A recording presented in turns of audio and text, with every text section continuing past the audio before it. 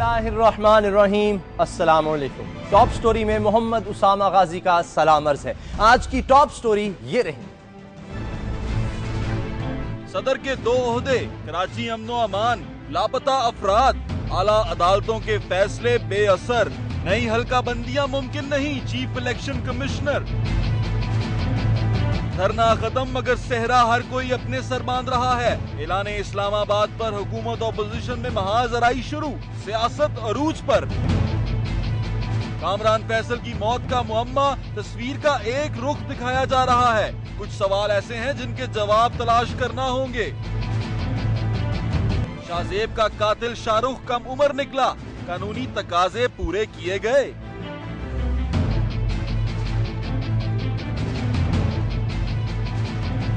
अदलिया जब से बहाल हुई है, इससे उम्मीदों के सारे सिलसिले बंद चुके हैं। अदलिया को परवेज मुशर्रफ और जस्टिस डोगर के असरात से पाक करने का जो सिलसिला कराची बार की दरखास्त से शुरू हुआ, वो आज तक थमा नहीं। ऐसे मुकदमात भी अदालतों में ले जाए गए जो अदालत नहीं जाने चाहिए थे। मेमो गेट से आईनी तरमीम तक, अफसरों की तकर्रियों से रेकॉर्डिंग तक, किराए के बिजली घरों से गैस की कीमतों तक, पॉलिसी मेकिंग से बुरी तर्ज हुकूमत तक, NRO अमल दरामद से कराची अमनो अमान तक अदालत उज़्मा के दरवाजे पर दस्तक दी गई। बाज़ मामलात में तो अदालत ने खुद अपना दरवाजा खोला, तहम अभी तक अदालत का हुक्म सही तरह उस पर अमल नहीं हो सका। सिर्फ वज़ीर आज़म पाकिस्तान पर यह हुक्म लगा जिनको नए दौर की दबंग व बेबाक अदलिया की हुक्मदूली पर घर जाना पड़ा। तहम बाकी मामलात में यह सिक्का इस तरह नहीं चल सका जिसकी उम्मीद की जा रही थी। मुलाहिजा कीजिए कि लापता अफराद का मुकदमा जिसकी समाअत आज भी हुई और एजेंसियों के वकील राजा इरशाद और बेंच के दरमियान तुर्श और सख्त जुमलों का तबादला हुआ, लेकिन इस मुकदमे में अब तक कोई गिरफ्तारी अमल में नहीं आ सकी। एक बार फिर मुकदमे की समाअत किसी ठोस पेशरफ्त के बगैर मुलतवी हो गई। इसी तरह कराची अमनो अमान केस में फाजिल अदालत ने शहर कायद में नई हल्का बंदियां करने का हुक्म इलेक्शन कमीशन को दिया था। अदालत ने लफ्ज इस्तेमाल किया कि नई हल्का बंदियां यूं की जाएं कि किसी की शहर में इजारादारी ना रहे। इन अल्फाज पर पहले जनाब अल्ताफ हुसैन बोले। उन्होंने जजों को मुतासिब भी कहा और कराची वालों से माफी मांगने का मुतालबा भी किया। लीडर की पैरवी MQM के दीगर रहनुमाओं ने भी की, सो अदालत को तौहीन अदालत का नोटिस लेना पड़ा। लेकिन अल्ताफ हुसैन साहब की मुआफी मामले की संगीनी को टाल गई। वो हुक्म जिस पर अदालत भी हसास थी और MQM भी बेचैन, इस हुक्म के बारे में आज चीफ इलेक्शन कमिश्नर ने कराची में कह दिया है कि हुक्म तो है मगर क्या करें, ये काम हो नहीं सकता। सवाल यह है कि क्या इस मामले में भी अदालत का हुक्म बेअसर रहेगा, और यह भी कि कराची की हल्काबंदियां ना होने से सियासत पर क्या असरात मुरतब होंगे। इस पर बात करने के लिए हमारे साथ हैं साबिक विफाकी वजीर कानून बाबर अवान साहब। बाबर अवान साहब, बहुत शुक्रिया आपका। ये बताएं, नई हल्काबंदियां ना करना ये तौहीन अदालत नहीं? थैंक यू वेरी मच गाजी साहब। पहली बात तो यह है कि ये कहा किसने है, दिस इज वेरी इंपॉर्टेंट। बेशुमार लोग बातें कह रहे हैं, उनमें से पिक एंड चूज करके तौहीन अदालत तो बनती रही है। बाय एंड लार्ज तौहीन अदालत की एप्लीकेबिलिटी का जहां तक ताल्लुक है, ये बात अगर चीफ इलेक्शन कमिश्नर ने कही है तो वो आइन के आर्टिकल 220 के मुताबिक ये इख्तियार रखते हैं कि पाकिस्तान की सारी अथॉरिटीज़ को वो इलेक्शन कराने के हवाले से अहकामात जारी करें, इसलिए उनके किसी बयान को तौहीन अदालत में नहीं। अच्छा, आपको उम्मीद है कि जिस तरह से हमने देखा कि हल्का बंदियों का मामला है, लापता अफराद का केस है, आप उम्मीद करते हैं कि इन पर भी NRO अमल दरामद केस की तरह अमल होगा? देखिए, कुछ केसेस ऐसे हैं, ये बहुत बुनियादी सवाल आपने गाजी साहब उठाया है, जिन केसेस को हाथ नहीं लगाया जा रहा। मसलन वो 7 जजेस का फैसला जिसमें कहा गया था कि जिसने मार्शल लॉ लगाया उसने तौहीन कर दिया हमारी, वो तो कभी नहीं उठाया गया।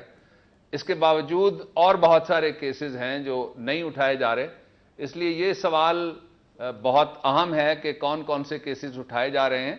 और उन केसेस को जिनको उठाया जा रहा है, मेरा ये ख्याल है कि फोरम बहुत सारे मुकदमात का गलत है। जो काम 22A सेक्शन है एक कोड ऑफ क्रिमिनल प्रोसीजर का, उसके मुताबिक सेशन जज को करना चाहिए। अगर वो भी सुप्रीम कोर्ट को हम दे देंगे या सुप्रीम कोर्ट उसको भी एज्यूम कर लेगी अपने इख्तियार के मुताबिक और समझेगी कि ये मुनासिब है उसके लिए करना, तो फिर जो रूटीन के मुकदमात हैं वो नहीं चल सकते। मैं समझता हूं कि जो कमीशन बना था वो बहुत ठीक था और उसने खासा काम भी किया था, तो उस कमीशन के पास अगर ये रहता तो ज्यादा मौसर हो सकता था ये सिलसिला। जहां तक کراچی کا تعلق ہے، کراچی میں آؤٹ آف باکس سولوشن کی تو ضرورت ہے، لیکن وی جسٹ کی ناٹ وائلیٹ کانسٹیٹیوشن ایریا. یعنی آپ کا مطلب ہے کہ عدالت فیصلے تو دیتی ہے لیکن ان پر عمل نہیں ہو سکتا؟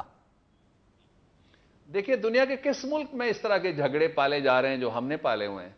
جب آپ ٹرائیکوٹمی آف پاور کو وائلیٹ کریں گے، آپ کا کام NLE کرنا شروع کر دے اور کیمرہ مین کا کام میں سنبھال لوں، تو پھر یہاں کون بیٹھے گا؟ بہت ضروری بات یہ ہے کہ جو اختیارات مختلف اداروں کو قانون اور آئین، جو دو لیجسلیٹو انسٹرومنٹس ہیں پاکستان کے، وہ دیتے ہیں، ان کو یہ کام کرنے دیے جائیں تو حالات بہتر ہو سکتے ہیں.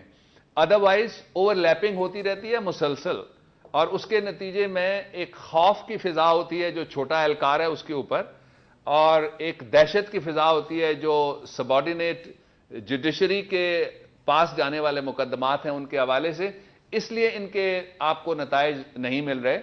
اور پھر فیصلہ، جس طرح کہتے ہیں نا، کام وہ ہوتا ہے جس کو ڈویبل کہا جا سکے، تو فیصلہ وہ ہونا چاہیے ڈیفینیٹلی، بطور وکیل میری رائے ہے، جو ایکسیکیوٹیبل ہو، جس پہ عمل درآمد کروایا جا سکے، اور پبلک سینٹیمنٹ کو یا میڈیا ہائپ کو مدد. یعنی آپ کا مطلب ہے کہ کئی فیصلے ایسے ہیں جن پر عمل نہیں ہو سکتا، اور حلقہ بندیوں کا معاملہ بھی کچھ ایسا ہے. بہت شکریہ بابر اعوان صاحب آپ کا. جو الیکشن کمشنر نے بیان دیا ہے آج کہ نئی حلقہ بندیاں نہیں ہو سکتی، عدالت کا احترام اپنی جگہ، اسی بارے میں اب بات کرتے ہیں. جماعت اسلامی کے امیر منور حسن صاحب نے ہمیں جوائن کیا ہے، ان سے اس بارے میں جانتے ہیں. منور حسن صاحب، یہ جو بیان آیا ہے اس پر آپ کو دھچکا لگا؟ دھچکا کا لفظ تو ذرا چھوٹا ہے، کوئی نئی اصطلاح ڈکشنری میں وضع کیجئے یا اس میں سے تلاش کر کے لائیے. اس لیے کہ سپریم کورٹ جب ایک فیصلہ کرتی ہے اور جو اس فیصلے پر پہنچتی ہے کہ جس پر MQM کے علاوہ کراچی کی تمام پارٹیاں متفق ہیں، تو اس حوالے سے اگر چیف الیکشن کمشنر کوئی اور بات کہے تو میں سمجھتا ہوں کہ لوگ سوالیہ نشان بن گئے ہیں، گونگے بہرے ہو گئے ہیں. بظاہر کچھ کہنا چاہتے ہیں وہ کہہ نہیں پا رہے ہیں، لیکن یہ ایک بہت بڑا صدمے والی بات ہے کہ جو پیش آئی ہے. لیکن چیف الیکشن کمشنر سابق جج بھی ہیں، سینسس نہ ہو، مردم شماری نہ ہو، اس کے بغیر حلقہ بندیوں کی بات بھی کی جاتی ہے. آپ کو نہیں لگتا وہ کہہ رہے ہیں کہ نہیں ہو سکتی تو نہیں ہو سکتی ہوں گی؟ ہاں، لیکن انہیں تو معلوم ہے نا کہ کس فورم میں کیا بات کرنی چاہیے. ان کی جو گڈ ول ہے اور ان سے جو امیدیں وابستہ ہیں، اور کراچی کو بھی افسر نو یہ امید پیدا ہو گئی تھی کہ اس کو حق مل جائے گا ووٹ دینے کا، آزاد روی اور آزاد مرضی سے وہ اپنی رائے کو استعمال کر سکے گا. وہ ساری امیدیں خاک کے اندر مل گئی ہیں، وہ تمام توقعات بکھر گئی ہیں. تو اس لیے چیف الیکشن کمشنر کو معاملات کو سلجھاتے ہوئے اگر وہ سپریم کورٹ کے حوالے سے جب وہ بات کر رہے ہیں تو جن احتیاطوں کو ملحوظ رکھنا چاہیے تھا، میں سمجھتا ہوں وہ نہیں ملحوظ رکھ سکے. اچھا، یہ معاملہ تھا امن و امان کیس کا کراچی کے، اور اس میں پھر عمل درآمد میں بات سامنے آئی کہ نئی حلقہ بندیاں کی جائیں. کیوں یہ ضروری ہے آپ کی نظر میں؟ کیوں صاف اور شفاف الیکشن نہیں ہو سکتے اس کے بغیر؟ ویسے تو میرا اپنا تاثر یہ ہے کہ تمام پارٹیوں کے اس موقف میں زیادہ اہمیت تو ووٹر لسٹوں کو حاصل تھی، اور اس کی انہوں نے چیدہ مثالیں بھی پیش کر دی تھیں. لاکھوں ووٹ ٹرانسفر کر دیے گئے مستقل پدوں کے اوپر، اور سینکڑوں ووٹ ایک ایک گھر کے اندر اندراج ان کا کر دیا گیا. اس لیے لوگوں کی بنیادی تو تکلیف یہ تھی کہ اس ووٹر لسٹوں کو درست کیا جائے، ٹرانسپیرنٹ کیا جائے، اور اثر نو یہ کام کیا جائے. لیکن اس میں بھی جو کچھ ہو رہا ہے، فوج کی عمل دخل سرے سے وہاں پر ہے ہی نہیں. حالانکہ یہ طے ہوا تھا کہ فوج پروٹیکشن دے گی اور پشتیبانی کرے گی اور ڈھال بن کر وہاں پر موجود رہے گی. پھر یہ ہے کہ ایک خاص پارٹی کے لوگ جو ہیں وہ جا بجا گھروں پہ پہنچ رہے ہیں اور لوگوں کو بتا رہے ہیں کہ ہم نے آپ کے یہاں 10 ووٹ اندراج کرائے ہیں، آپ اسی کے بارے میں بتائیے گا. اور تو عملاً ایک بار پھر کراچی ہائی جیک ہو گیا ہے. اور یہ ٹھیک ہے کہ لوگ APC پھر کر کے پھر اسی عزم کے ساتھ اٹھے ہیں کہ ہم یہ کام نہیں ہونے دیں گے. یہ کہ لوگوں نے دھرنا دیا ہے اور ہفتے سے پھر مزید دھرنا چیف الیکشن آفیسر جو صوبے کی سطح کے ان کے دفتر کے سامنے دیں گے.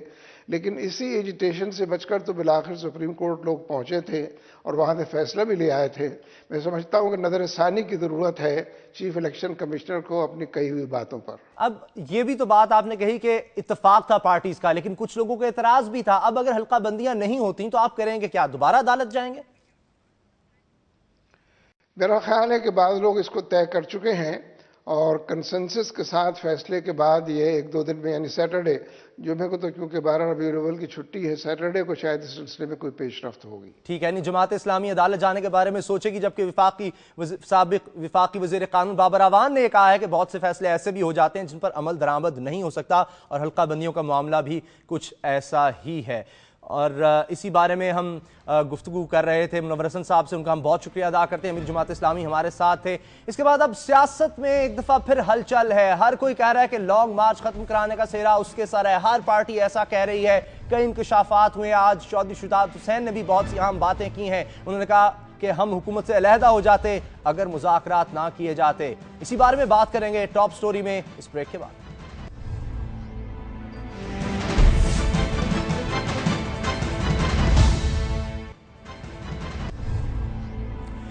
علامہ طاہر القادری کا دھرنا ختم ہوئے 5 دن گزر گئے لیکن اس دھرنے کی بازگشت آنا بند نہیں ہوئی. یہ سوالات ابھی تک اٹھ رہے ہیں کہ قادری لانگ مارچ کے آرکیٹیکٹ کون تھے, دھرنا کس کے اشارے پر ہوا اور کس کے اشارے پر واپسی ہوئی. اس کا جواب آج 3 طرف سے آیا. چودھری شجاعت اپنے انداز دلربائی میں جہاں رحمان ملک صاحب کو آڑے ہاتھوں لے رہے تھے وہیں انہوں نے قادری صاحب کی بھرپور وکالت کی. ان کی پریس کانفرنس سے غائبانہ مخاطب شہباز شریف اور مسلم لیگ نون تھی.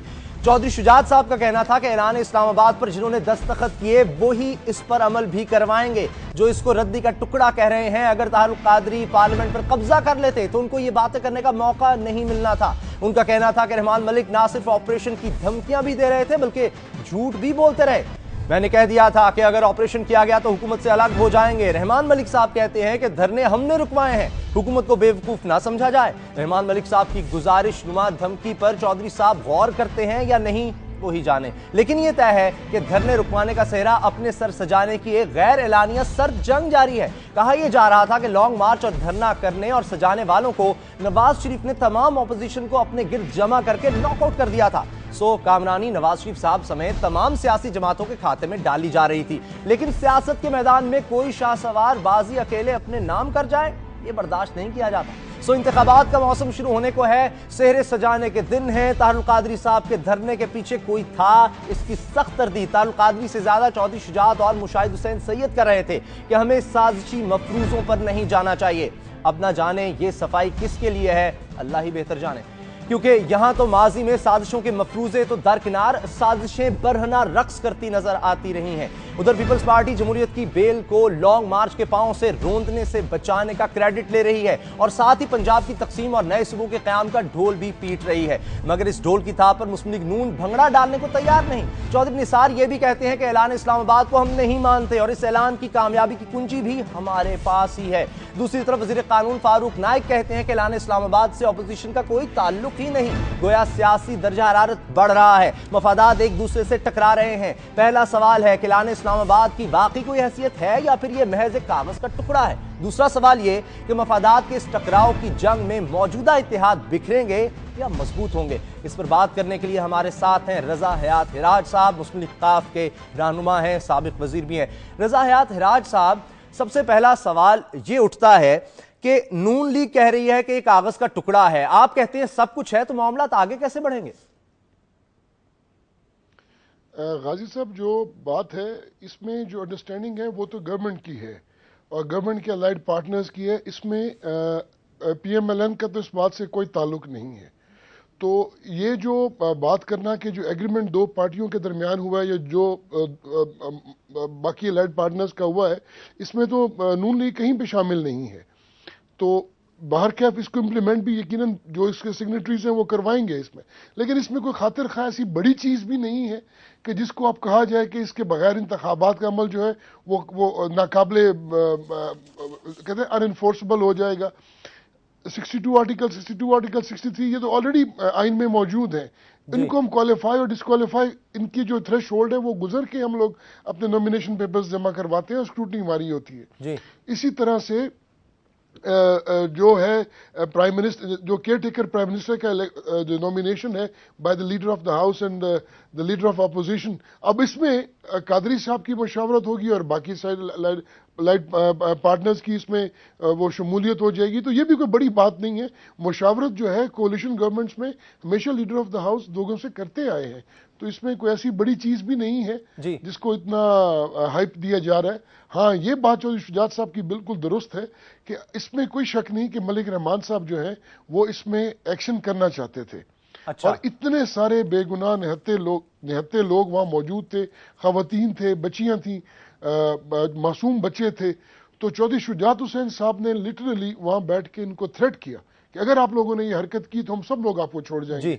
वही जो पिक्चर जो किसी वक्त में लाल मस्जिद वाली जो थी, उसको वही तारीख शायद दोहराई जा रही थी। अच्छा। जिसको चौधरी शुजात हुसैन साहब ने टेक ओवर किया और उन्होंने कहा कि अगर इनके करीब भी आप लोग आए, ठीक है, बड़ा अहम नुक्ता है ये, बड़ा अहम नुक्ता है जी। शर्जील मेमन साहब हमारे साथ हैं, वज़ीर इत्तलात सिंध हैं, पाकिस्तान पीपल्स पार्टी के रहनुमा, और तारिक फजल चौधरी साहब मुस्लिम लीग नून के रहनुमा हमारे साथ हैं। शर्जील मेमन साहब, ये मुझे बताएं कि क्यों ऐसा करना चाहती थी पाकिस्तान पीपल्स पार्टी, एक्शन क्यों करना चाह रही थी? शुक्रिया जनाब। पहली बात यह कि कतन पाकिस्तान पीपल्स पार्टी एक्शन नहीं करना चाह रही थी और ना ही पीपल्स पार्टी की तरह की कोई नीयत थी। हाँ, एक सिर्फ स्टेटमेंट रहमान मलिक साहब का जरूर आया था, और जरूरी नहीं है कि उस स्टेटमेंट का मकसद वही हो जो पेश किया जा रहा था। उनका मकसद पहले तो ये था कि वहां से लोग चले जाएं, और ये गवर्नमेंट की पूरी कोशिश थी। और ये भी हकीकत है कि जिस तरह ही वो स्टेटमेंट आया था तो उसके 5 मिनट के अंदर जो है वो सदर पाकिस्तान का भी स्टेटमेंट आ गया था और पीपल्स पार्टी के दीगर रहनुमाओं का भी स्टेटमेंट आ गया था कि हम किसी भी किस्म का फोर्सली लोगों को नहीं उठाएंगे, ना ही कोई एक्शन करेंगे। लेकिन चौधरी शुजात साहब आपके इत्तेहादी हैं, वो फिर ऐसा क्यों कहेंगे? वो कह रहे हैं रहमान मलिक साहब एक्शन करने वाले थे और उन्होंने कहा कि हम हुकूमत से अलहदा हो जाएंगे, फिर जाके मामला तय हुए।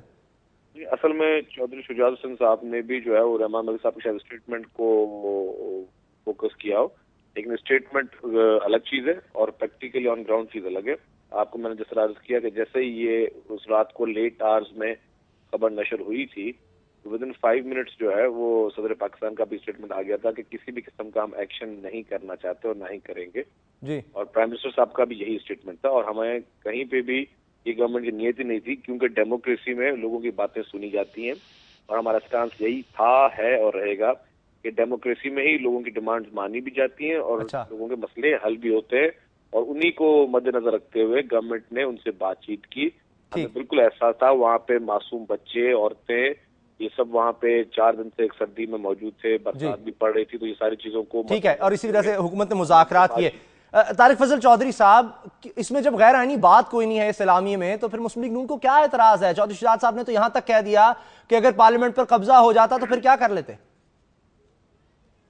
देखिए, गुजारिश ये है उसामा साहब कि हम शुरू से एक बात कह रहे हैं कि पाकिस्तान की अगर बका है, और सबसे बड़ी बात यह है कि इस वक्त हमारे छोटे सूबे जिन मसाइल के शिकार हैं, अगर हम उनको वफाक में शामिल नहीं करेंगे और उनको इक़्तिदार में शेयरिंग नहीं देंगे, और वो सिर्फ और सिर्फ जमहूरी अमल के जरिए मुमकिन, तो खुदा न खास्ता पाकिस्तान के वफाक को खतरात लाक हो सकते हैं।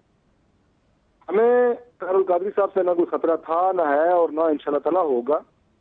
हमें उन तमाम फोर्सेस से खतरा है जो कादरी साहब के पीछे जो है वो स्ट्रिंग्स हिला रही थी।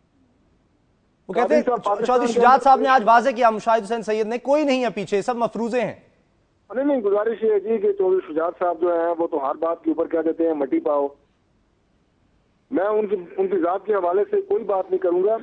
हम ये समझते हैं कि जिस अंदाज से उनका लाहौर का जलसा 23 दिसंबर का और उनका मार्च, जिस तरीके से इसके ऊपर अरबों रुपए की इन्वेस्टमेंट हुई, जिस तरीके से इसकी एडवर्टाइजिंग हुई, आपके बहुत सारे टीवी चैनल्स में आपको मिसाल दे सकता हूं जो अपने मुलाजमीन को तनख्वाह नहीं दे पा रहे थे, और आप अगर रिसर्च करें तो आपको खुद पता होगा, वो शुक्र अदा करते हैं इस बात के ऊपर कि कादरी साहब का लॉन्ग मार्च हुआ और हमें करोड़ों रुपए के पैसे मिले और अपने मुलाजमीन को तनख्वाह देने के काबिल हुए। सर, इस बात को छोड़ दें। हम ये समझते हैं कि हमने ना तारुल कादरी साहब के खिलाफ कोई इज्तिमा किया है, ना हम उनके खिलाफ है। अच्छा। और जितनी जमातें हमने इकट्ठी की हैं, जहां से मैं समझता हूं कि इन मकासद को हमने यू टर्न की तरफ लेके गए हैं। अच्छा, यानी ये धरना खत्म कराने में मुस्लिम लीग नून का बड़ा किरदार है। बहुत शुक्रिया आपका तारिक फजल चौधरी साहब और शर्जील मेमन साहब हमारे साथ हैं। रजा हयात एराज साहब के सामने कुछ सवाल रखेंगे कि क्या एक NGO के सरबराह से इस तरह मुज़ाकरात करना, उसको रियासती अमूर में लेकर आना बुरी मिसाल तो नहीं है? इस बारे में जानेंगे इस ब्रेक के बाद, कहीं मत जाइए।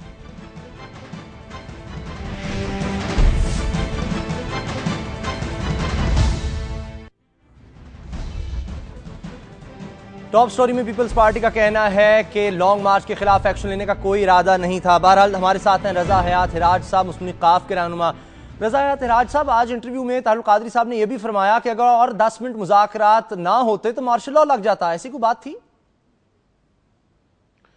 मेरा नहीं ख्याल कि इसके पीछे कोई सदाकत है। कादरी साहब ने मेरे ख्याल में जो उनका ये पूरा एपिसोड था वो पूरी दुनिया ने देखा। हम लोग भी कुछ लॉ का, मैं भी स्टूडेंट हूँ और कुछ अरसा मुझे सियासत में भी हो गया, तो मैंने ये महसूस किया कि इस लॉन्ग मार्च का मकसद क्या था। इसमें कोई नई चीज़ तो सामने नहीं आई और ये तमाम चीज़ें ऑलरेडी आइन और कानून में मौजूद हैं। और सबसे पहले इसकी टाइमिंग देखिए, अगर मार्शल लॉ ही लगना होता तो मेरे ख्याल में बहुत पहले मार्शल लॉ लग गया होता। इस वक्त जो मेरे अपना इम्प्रेशन है या मेरा अपना जो अंदाज़ा है, इस वक्त जो जमहूरियत है वो टॉप प्रायोरिटी है और जमहूरियत को ही चलना चाहिए और जमहूरियत ही होनी चाहिए। कादरी साहब को जो ये सारा एक इतना बड़ा डिस्प्ले था, अगर गाजी साहब इसको देखा जाए तो इसका पाकिस्तान के लोगों को क्या फ़ायदा हुआ? ये जो शो था मेरे ख्याल में पाकिस्तान के लोगों के लिए कम और बाहर के लोगों के लिए बहुत ज़्यादा था। अच्छा। जो इंटरनेशनल कम्युनिटी थी, जो इंटरनेशनल डायस्पोरा था, जो इंटरनेशनल कम्युनिटी पाकिस्तान को एज ए फंडामेंटलिस्ट स्टेट देख रही थी, अचानक उनके पास एक ऐसी हस्ती नमूदार हुई जो उनके ख्याल में एक मॉडरेट मुस्लिम थी। अच्छा, अब आज के वक्त में एक तरफ देखिए ना, मैं तो जो पूरा ये इसका मंतक देखता हूं तो इंसान को सिवाय कंफ्यूजन के और कुछ नजर नहीं आता। और मेरे ख्याल में इसका मंतकी जो इसका अंजाम था वो तो यही था कि लॉजिकल कंक्लूजन के साथ बैठ के बात की जाए, क्योंकि वो जो डिमांड्स रख रहे थे वो अनएनफोर्सेबल थी। यानी कंफ्यूजन थी और डिमांड्स में भी थी। जो एक सवाल फिर ये भी पैदा होता है ना, एक सवाल पूछना चाहिए ना जी, एक सरबराह एनजीओ का है, उसको रियासती मामलात में शामिल किया जाए, ये तो एक बड़ी बुरी मिसाल बन गई। गाजी साहब एग्जैक्टली। अब ये देखिए, असेंबलीज ने 18 मार्च को खत्म होना है, तो मुझे ये बताइए ये 4 दिन का जो इज्तिमा था ये 16 मार्च को असेंबलीज को डिसॉल्व करने के लिए था। दूसरी बात ये है गवर्नमेंट का एक्शन इस पे प्लान था या नहीं। मुझे ज्यादा खुशी होती है कि कोई फेडरल गवर्नमेंट का नुमाइंदा इस बात को डिफेंड करता। तो मेमन साहब हमारे भाई हैं, प्रोविंशियल गवर्नमेंट के इंफॉर्मेशन मिनिस्टर हैं, लेकिन ये डिसीजन इस्लामाबाद में लिए गए थे, कराची में नहीं। अच्छा, अब इसको हमें तमाम एक पहलू को हमें देखना जरूर चाहिए। ये लोग क्यों निकले हैं और इतने लोगों की वजह, पढ़े लिखे लोग थे, बाशऊर लोग थे, और जो कादरी साहब ने उनको कमोडिटी बेचने का वादा किया, क्या वो सेलेबल आइटम था या नहीं था?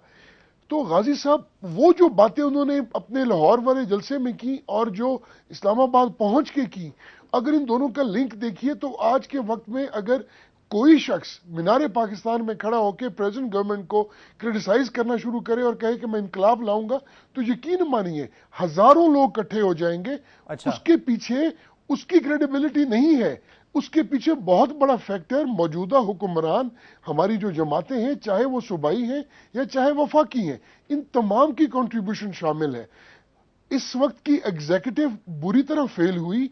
इस वक्त पाकिस्तान में कोई एक ऐसी पॉलिटिकल पार्टी नहीं जिसकी मेंबर्स हो और वो अपोजिशन में हो। मौलाना फजलुर रहमान साहब बलूचिस्तान में एक हुकूमत में है, एएनपी फेडरल में भी है और सूबे में भी है, हमारी जमात फेडरल गवर्नमेंट में भी है, नून लीग वाले पंजाब में है। मुझे ये बताइए, और अब बेशुमार छोटी जमातें हैं, पीपल्स पार्टी ऑफ कोर्स एक बड़ी जमात है, कोई ऐसी सियासी जमात है जिसकी हुकूमत के साथ जिसका ताल्लुक ना हो। लेकिन आज के वक्त जो डॉलर 100 रुपए को पहुंच गया, लॉ एंड ऑर्डर जो है वो बिल्कुल। रजा साहब, आप ये मान रहे हैं कि जिस हुकूमत का आप भी हिस्सा हैं ये डिलीवर नहीं कर सकी, इस वजह से लोग जो है सड़कों पर आते हैं और इस तरह का हमें एहतजाज देखते हैं। फिर मेरा सवाल आपसे ये है, यही गाजी साहब आप जी मेरा सवाल जी ये बात जरूर कीजिएगा। मेरा सवाल फिर यह है कि अब आप हुकूमत का हिस्सा हैं, लाल मस्जिद में भी थे, तो उस वक्त आपने हुकूमत क्यों नहीं छोड़ दी? देखिए, अब ऐसे ये मैं आपको बताऊं, उस वक्त तो शायद जो माजी हमारा था हमने अपनी गलतियों से सीखा हो, लेकिन इस दफा का वक्त देखिए, जो इस लॉन्ग मार्च में या इस्लामाबाद का जो हमारा एक एलामिया आया है, इसमें जो होने जा रहा था, उसमें चौधरी शुजात साहब ने कोई इसमें अभाम रखा? क्लियर कट उन्होंने कहा کہ اگر یہ کچھ ہوا ہم لوگ استعفے بھی دے دیں گے اور آپ کے ساتھ نہیں کھڑے ہوں گے. اور اس میں کوئی دوسری رائے نہیں ہے. یہ رحمان ملک صاحب کو جب اس بات کا علم ہوا تو انہوں نے اپنے بیان سے ریٹریٹ کرنا چاہا. اب مجھے خوشی ہوتی ہے کہ یہاں پہ آپ کی آڈینس میں یہ آپ کے پاس تو اسلام آباد کے جو ایگزیکٹو ہے, آئی جی اسلام آباد ہیں, سیکرٹری داخلہ ہیں, وزیر داخلہ ہیں, یہ لوگ ان میں سے کوئی افسران موجود ہوتے تو وہ کنفرم کرتے کہ جو میں نے سبمیشن کی ہے آپ کی وساطت سے یہ بالکل درست ہے. اچھا ایک بات مجھے بتائیں, یہاں پر یہ بھی بات ہوئی تھی ٹاپ سٹوری میں, ہماری مہمان تھیں شیلا رضا صاحبہ, انہوں نے کہا کہ ایک رات پہلے معاملہ طے ہو گئے تھے. چودھری شجاعت صاحب نے جاتے ہی یہ بھی کہا جب ان کو موقع ملا کہ آج صبح جب انہوں نے نماز پڑھی جس دن لانگ مارچ ختم ہوا تب بھی انہوں نے دعا کی کہ ہم جس کام کے لیے جا رہے ہیں وہ ہو جائے. اس کا مطلب ہے کہ پہلے کچھ باتیں طے ہو گئی تھیں ایک رات پہلے ہی. غازی صاحب یہ جو لانگ مارچ سے پہلے جب اس لاہور میں میٹنگ ہوئی تھی تو اس میں جو یہ 7 یا 6 پوائنٹس تھے ان میں سے 3-4 پوائنٹس آلریڈی ڈیسائیڈ ہو گئے تھے, ان پہ بات چیت ہو گئی تھی.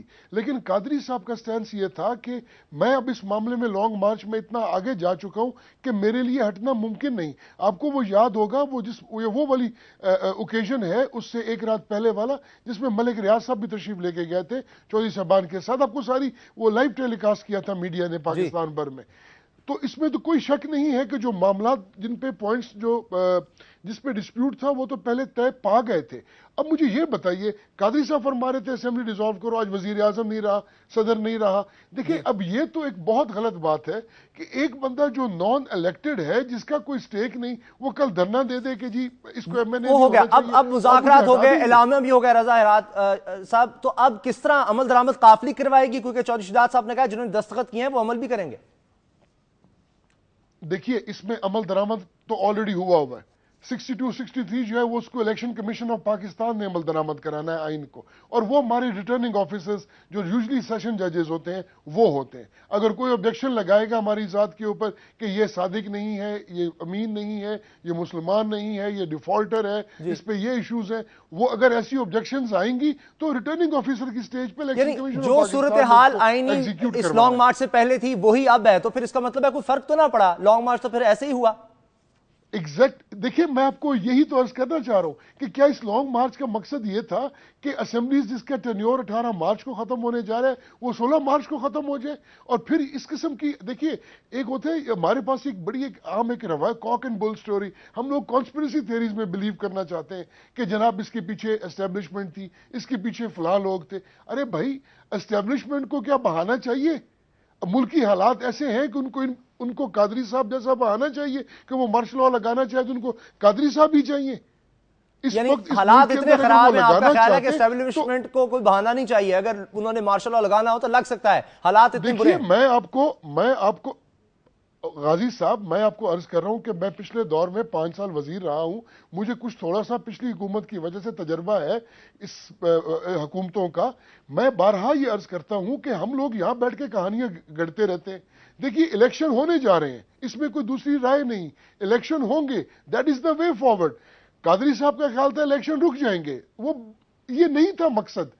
یہ جو پورا جو لانگ مارچ ہوا یہ کسی اور لوگوں کو دکھانے کے لیے تھا جن کا پاکستان کے اندر سٹیک نہیں ہے. اور حیرانگی کی بات یہ ہے کہ ایک نان سٹیک ہولڈر آف پاکستان ہمیں سکھانے آیا کہ ہم نے پاکستان کی اصلاح کیسے کرنی ہے. یہ اس میں دیکھیے اس میں کچھ صداقت بھی ہو سکتی ہے اور ہوگی بھی صحیح کہ جو موجودہ معروضی حالات ہیں وہ اس قدر برے ہیں کہ کوئی شخص بھی آئے اور وہ کہے تو ہم سچ مانیں گے. لیکن at the end of the day, Ghazi صاحب یہ میری آخری بات سن لیجئے گا, at the end of the day آپ یہ دیکھیے کہ اگر اس ملک کے اندر مارشل لا لگنا چاہے جو جیسے کہ ماضی میں 3 یا 4 مرتبہ لگا ہے تو آج کے حالات اس سے کہیں بدتر ہے. ٹھیک ہے, بہت شکریہ رضا ہرات صاحب, مسلم وقاف کے رہنما سابق وزیر ہیں, اور وہ کہتے ہیں کہ اس لانگ مارچ سے صرف کنفیوژن پھیلا اور اس سے زیادہ حاصل کچھ نہیں ہوا, اور یہ زیادہ پیغام باہر کے لوگوں کے لیے تھا. اگرچہ ان کے رہنما چودھری شجاعت صاحب جو ہیں اس مذاکراتی ٹیم کو لیڈ کر رہے تھے جس نے جا کے یہ سارا اعلامیہ پھر تیار کیا. ٹاپ سٹوری میں ایک اور خبر شامل کریں گے, کامران فیصل کی ہلاکت کے بارے میں وہ سوال جن کے جواب اب تک نہیں آئے وہی ہم اٹھائیں گے اس بریک کے بعد.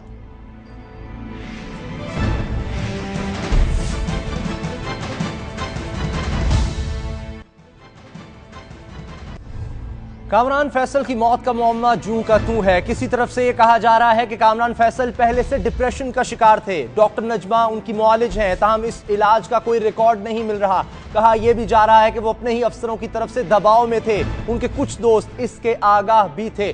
کسی طرف سے بتایا جا رہا ہے کہ ان کے فون پر پراسرار پیغامات بھی بھیجے گئے۔ کامران فیصل کی موت کے حوالے سے اب تک جتنے بھی پہلو سامنے آ رہے ہیں وہ دراصل ایک ہی پہلو ہے کہ ان کا قتل کیا گیا، اور قتل کا شک سیدھا حکومت پر کیا جا رہا ہے، کیونکہ وزیر اعظم اس مقدمے کے ایک ملزم ہیں جس کی تفتیش نیب کر رہی ہے۔ تاہم ایسے بہت سے سوالات ہیں جو بنیادی نوعیت کے ہیں، اور ان سوالات کے جواب اس مقدمے کی تفتیش کا رخ بدل سکتے ہیں۔ جیسا کہ پہلا سوال یہ ہے کہ نیب کے اہلکاروں کو کیسے معلوم ہوا کہ کمرے کے اندر کوئی لاش ہے؟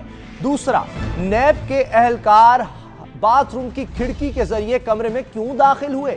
نیب کے اہلکاروں نے کامران فیصل کی لاش اتارنے سے پہلے پولیس کو کیوں نہیں بلایا؟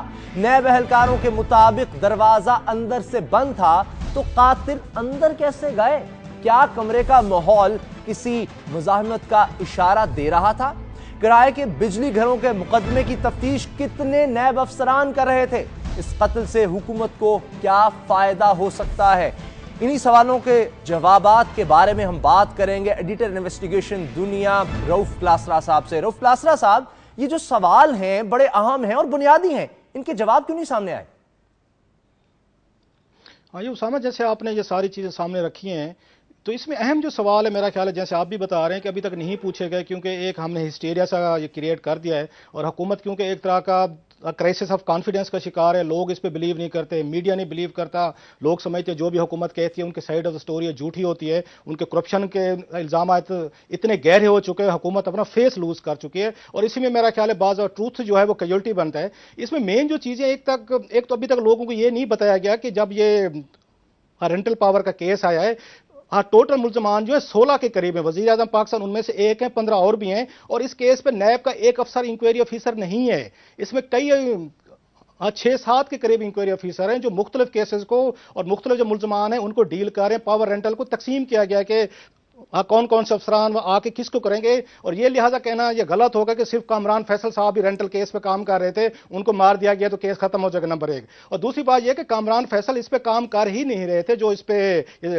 وزیر اعظم کے اسکینڈل پہ کام کر رہے تھے وہ محمد اصغر خان کر رہے تھے، اور ان کی رپورٹ آلریڈی وہاں پہ سپریم کورٹ میں پہنچ چکی ہے، اور جس میں انہوں نے سفارش کی تھی محمد اصغر خان نے کہ وزیر اعظم کو گرفتار کیا جائے اور اس کے اریسٹ وارنٹ جاری کیے ہیں، اور سپریم کورٹ نے اس پہ حکم دے دیا ہے۔ اب دیکھنا یہ کہ حکومت کو اس سے کیا فائدہ ہو سکتا ہے، کیونکہ آلریڈی راجہ پرویز اشرف صاحب پہ ایک بہت بڑی 200 پیجز کی ججمنٹ آ چکی ہے، جتنے کرپشن کے الزامات تھے، ثبوت تھے، وہ اس ججمنٹ کا حصہ بن چکے ہیں۔ اس ججمنٹ کو آپ کہہ سکتے ہیں فائنالٹی کا حصہ بنا دیا گیا ہے، اس پہ ایکشن ہو چکے ہیں، اریسٹ وارنٹ ہو چکے ہیں۔ اب راجہ صاحب جو ہیں وہ فراڈ اور کرپشن کا کیس جس کی سزا ہو سکتی ہے 10 سال ہو، 7 سال ہو، یا بچ بھی جائیں جو پاکستان کا عدالتی نظام ہے، وہ قتل کا کیس اپنے گلے میں کیوں ڈالنے کی کوشش کریں گے؟ جو سب سے بڑا اہم ایک اس میں بنتا ہے، اس سٹیج کو ان کو کوئی فائدہ ہونے والا نہیں ہے۔ اور 2-3 اور جو امپورٹنٹ چیزیں جو سوالات آپ نے اٹھائے جو ہمارے بھی ذہنوں میں آ رہے ہیں کہ اگر ان کو قتل کیا گیا ہے تو اس کا مطلب یہ جس ہاسٹل میں قتل ہوا، اسلام آباد کے لوگ اس کو جانتے ہیں، بالکل چھوٹا سا ہاسٹل ہے، اور میرے خیال 30 اور 40 کے قریب وہاں پہ کمرے ہیں، اگر وہاں پہ وہ کچھ لوگ اندر داخل ہوئے ہیں تو اس کا مطلب ہے کامران ان کو جانتے تھے، انہوں نے ان کو الاؤ کیا کہ وہ کمرے کے اندر آئیں، ان کے ساتھ بیٹھے، اور جیسے آپ کہہ رہے ہیں کہ اگر وہاں پہ کچھ کوئی غلط ان کے ساتھ ہو رہا ہوتا جو چیزیں سامنے آ رہی ہیں تو ان کے کمرے میں کوئی مزاحمت کا کوئی نشان نہیں ہے۔ اور پھر یہ نیب کے افسران خود ہمیں بتا رہے ہیں کہ جب یہ انٹر ہوئے ہیں کھڑکی کے پیچھے سے تو اندر سے کنڈی بند تھی۔ اب یہ وہ سوال ہے کہ کسی نے آواز نہیں سنی، کسی نے شور نہیں سنا، کسی نے کوئی لڑائی جھگڑا کا وہاں پہ کچھ نہیں ہوا، اور جیسے میں نے کہا کہ یہ ہاسٹل بہت چھوٹا سا ہے، اگر وہ چھوٹی سی بھی چیخ مارتے تو میرا خیال ہے سب لوگوں کو پتہ چلنا تھا کہ یہاں کچھ نہ کچھ ہو رہا ہے۔ تو یہ وہ سوالات ہیں جن کا میرا خیال ہے کوئی جوابات دینے کی کوشش نہیں کر رہا کہ نیب کے افسروں نے ان کو کیسے پتا چلا ہے کہ اندر باڈی موجود ہے، انہوں نے پولیس کو کیوں نہیں بلایا، انہوں نے وہاں پہ جو ان کا جو غازی علم الدین شہید ہاسٹل ہے اس کے ملازم ہیں ان کو کیوں نہیں بلایا۔ اور جو فرسٹ ایویڈنس ہے، پولیس کے کچھ لوگوں سے بات ہوئی ہے، وہ کہتے ہیں فرسٹ ایویڈنس تو نیب کے لوگ جب انٹر ہوئے ہیں انہوں نے ایک طرح کا ڈسٹروائے کیا ہے کہ ہمیں تو پتہ نہیں ہے کہ اس کمرے کی کیا حالت تھی، کس پوزیشن میں باڈی تھی اور کیا کیا حالات تھے وہاں پہ۔ ٹھیک ہے، یہ بہت اہم سوالات ہیں جن کے اب تک واضح طور پر جواب سامنے آئے، اور جو واقعین ہے وہ یہ ماننے کو تیار نہیں ہے کہ ان کے بیٹے نے خودکشی کی ہے، کامران فیصل نے خودکشی चुकी है और इसीलिए एक मुअम्मा बना हुआ है। देखते हैं कब इस पर कोई वाज़ेह तौर पर फैसला सामने आता है, तफ्तीश किस तरह आगे बढ़ती है। बहुत शुक्रिया रऊफ क्लासरा साहब आपका। हमारी अगली स्टोरी, सुप्रीम कोर्ट ने कहा था कि शाहजेब कत्ल केस हमारे लिए एक टेस्ट केस है, इस केस को मंतकी अंजाम तक पहुंचाया जाएगा और ऐसा ही हुआ। सुप्रीम कोर्ट डट गई और फिर हुकूमती मशीनरी हरकत में आई। शाहजेब का कातिल एक अमीर बाप का बेटा था, इसके बावजूद सुप्रीम कोर्ट का दबाव काम कर गया। मुल्जिम शाहरुख जितोई को बिलाखिर दुबई में गिरफ्तारी देना पड़ी। पुलिस अब तफ्तीश कर रही है और पहला करिश्मा यह हुआ कि पुलिस सर्जन ने मुल्जिम शाहरुख जितोई को कमसिन करार दे दिया है। सवाल यह है कि हाई प्रोफाइल केस की तफ्तीश का यह रिवायती अंदाज दुरुस्त है?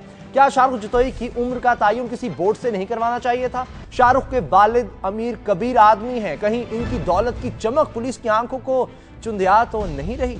क्योंकि जुवेनाइल जस्टिस सिस्टम के तहत किसी कमसिन मुजरिम को सजाए मौत नहीं दी जा सकती। इस मुकदमे से मुतल्लिक हम अपने नुमाइंदे बाबर सलीम से बात करेंगे, जिन्होंने इस मुकदमे को अव्वल दिन से कवर किया है और स्टोरी को ब्रेक भी किया था। बाबर सलीम, ये बताएं कि अब शाहरुख को सजा नहीं होगी? देखिए, सज़ा तो किसी ना किसी दर्जे में उसामा होनी है। बहरहाल कत्ल का केस है, आसान बात नहीं है किसी शख्स की जान ले लेना। कहा यह जाता है कि इंसान मर जाता है लेकिन FIR जो है वो नहीं मरती। इस तमाम सूरत हाल में मुकदमा जो है वो अपनी जगह बरकरार है। इस मुलजिम को सज़ा होना ये वाजिब है, लेकिन सज़ा की जो नौयत है वो अब बड़ी मुख्तलिफ होगी। शायद सज़ाए मौत ना हो, शायद उम्र कैद ना हो, 7 साल की सज़ा हो, 4 साल की सज़ा हो। कसास व दियत का एक कानून भी हमारे यहाँ मौजूद है, मजहब भी इजाज़त देता है, हमारा कानून भी इस चीज की इजाजत देता है। हो सकता है कि उस तरफ ले जाया जाए केस को, लेकिन ये तमाम अभी मफरूजे हैं। केस अभी चूंकि अदालत में मौजूद है, ये कहना शायद कबल वक्त होगा कि सजा किस नौयत की होगी। तमाम एविडेंसेस जो हैं वो पुलिस ने भरपूर कोशिश की है कि किसी तरीके से जाया कर दिए जाएं। मैं यहाँ ये बताऊं कि अब तक इस तमाम केस की इन्वेस्टिगेशन में कई सवालात उभरे, कई के जवाबात आए, कई छुपाए गए, लेकिन कई सवालात अब भी ऐसे हैं जिनके बारे में बात ही नहीं की जा रही। इस तमाम सूरत हाल में जो फेडरल इन्वेस्टिगेशन एजेंसी का रवैया है उस पर बात नहीं है। पुलिस की पहले दिन से लेकर आज तक जो इन्वेस्टिगेशन को खराब करने की कोशिश है उस पर बात नहीं है। सिर्फ मुल्जिम की गिरफ्तारी का मामला नहीं है उसामा, ये पाकिस्तान के कानून के तहफ्फुज का भी मामला है। ठीक है। अच्छा, शाहरुख जितोई मरकजी मुल्जिम है, लेकिन और भी तो इसमें मुल्जिमान है, उसमें क्या हो रहा है, क्या पेशरफ्त हो रही है?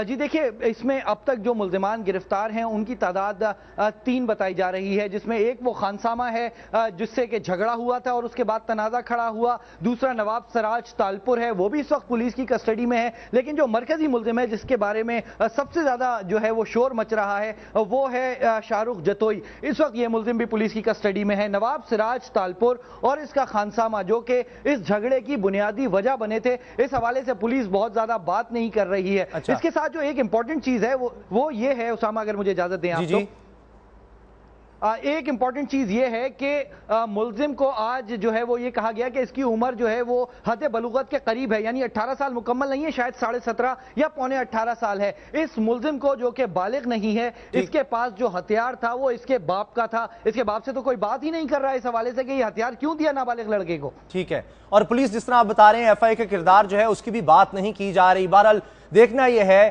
कि अब मुल्जिमान को सजा भी होती है या नहीं, क्योंकि कई रुख इस केस में सामने आ रहे हैं। बाबर सलीम, बहुत शुक्रिया, आगे भी इस बारे में, इस केस के बारे में आपसे जानते रहेंगे। मोहम्मद उसामा गाजी को टॉप स्टोरी से इजाजत दीजिए। अपनी दुआ में याद रखिएगा। अल्लाह ताला आपको औलाद के गम और नफरतों से महफूज रखे। अल्लाह हाफिज।